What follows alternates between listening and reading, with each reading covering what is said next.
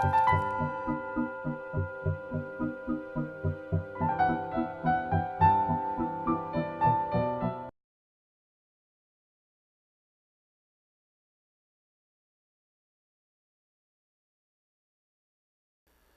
I call this the beauty of it.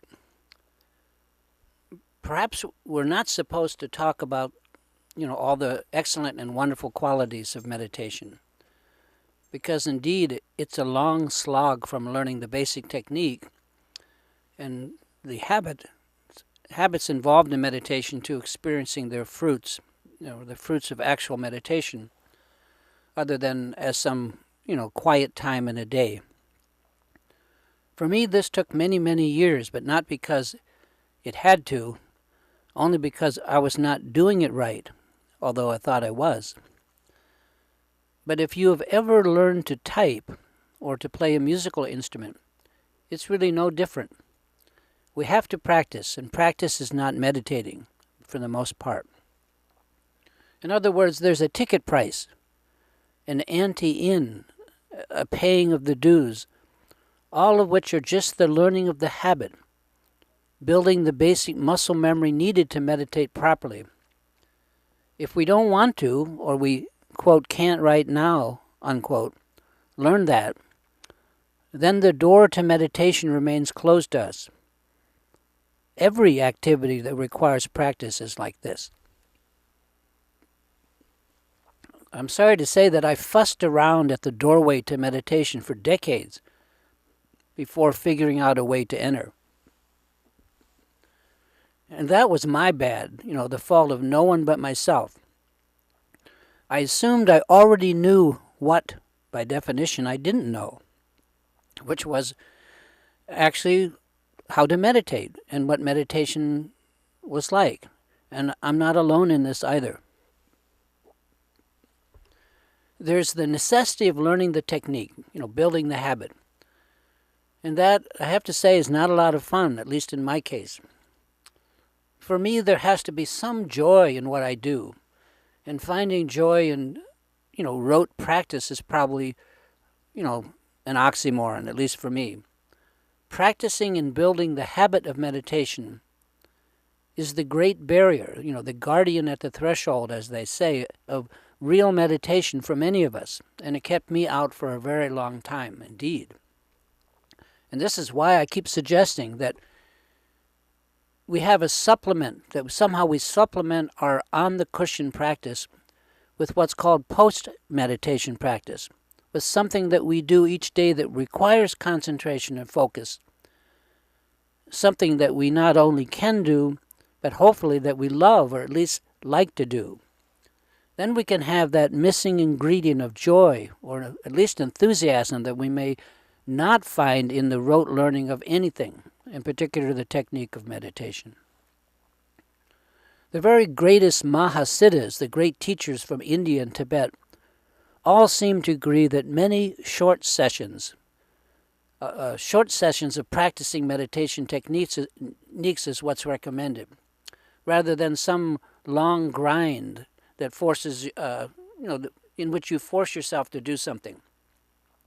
And they cite sessions as short as the time that it takes to take a sip of tea. That's short. By forcing practice, we run the risk of staining it with our effort, with our disappointment, and simply with exhaustion. That stain is really hard to get out, hard to remove, and only joy or enthusiasm can remove it. So there's a bit of a catch-22 here, and it's a hurdle for most of us, or at least a speed bump in the road to meditation. So how does one find joy in rote practice? I practiced meditation technique for 31 years and still never got the hang of it properly. Looking back, what a huge disappointment it was for me.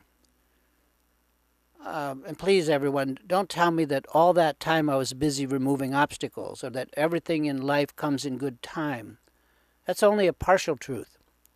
It's quite clear to me, aside from thinning out my obscurations during that time, that with a better understanding, I could have learned to meditate in fairly short order.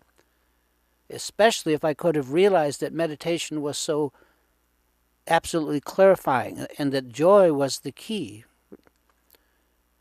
I was too often told that perseverance was the key. Doesn't seem to be true, at least for me. A really big problem is that as beginners we have no experience of the fruits of meditation, i.e. we don't know what it's like. We don't know what greater awareness or enlightenment is actually like. If we learn to play a musical instrument, well, we already know what music sounds like. We can be inspired by it. But with meditation, there's no music that we can play. We have little to no idea of what real meditation is like, other than what we've gleaned from books, teachers, and our own imagination, the last being the most dangerous of all.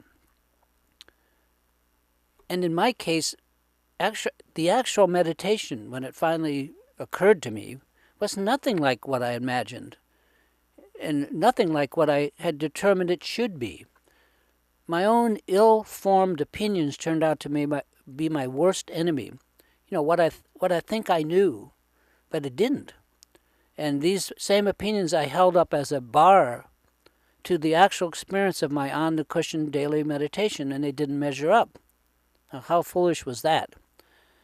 I don't know what I was thinking meditation was. I guess I thought it would be, quote, enlightening. But having never experienced enlightenment of any kind, all I could do was guess at what real meditation would bring to my life, based on books, books I read and things other people have said to me, including my teachers. As a funny aside here, the assemblage I gathered in my mind around the word meditation was identical in nature to what each of us gathers around us that we refer to as our self or personality. Now that's funny. If I would have admitted to myself and to my teachers that I was getting nowhere, I know that they would and could have helped me. But like so many of my Dharma brothers and sisters, I kept a stiff upper lip, and I believed that I was already meditating, and that what I was experiencing was enlightening me. In truth, aside from my good intention, it was not. I actually was finding no joy, or very little, in my practice, and I kept at it at times only because to not do it at all would have been even more embarrassing, too embarrassing. If I was not a Dharma person, then what in the world was I? That too was just a tough question for me to face, and so I just kept at it, essentially staining my own practice with the effort that I did not joyfully give, and that was a big mistake, folks.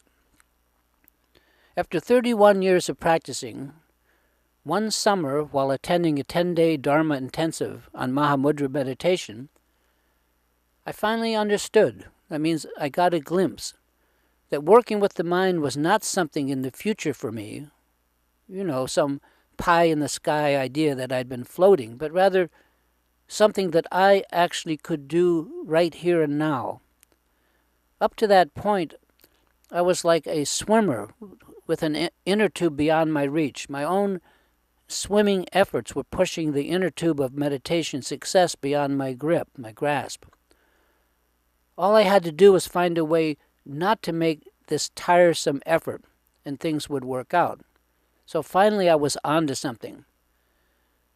I spent the next 3 years actually working with my mind, not only on the cushion, but also and especially off the cushion in what's called post-meditation experience. And after that, and some life-shaking experiences, I found true meditation, true for me that is, and I found it through the process of taking close-up pictures of nature with a camera, what's called macro photography. I mean, go figure. It was there that I found the joy factor that I loved in nature, and I love nature and the critters, and that made all the difference in the world. Once I had that, it was only a couple of years to settle into a meditation style that actually suited and that worked for me, rather than I for it. So I guess part of the takeaway here has to be that as far as I know anyway, learning meditation takes real time.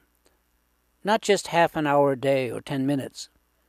But so does learning to play the piano for what it's worth. There's no free lunch. The question is it worth it? I would say absolutely yes, and then some. In all the world that I have seen, there's no more valuable tool than the clarity and insight that meditation can bring.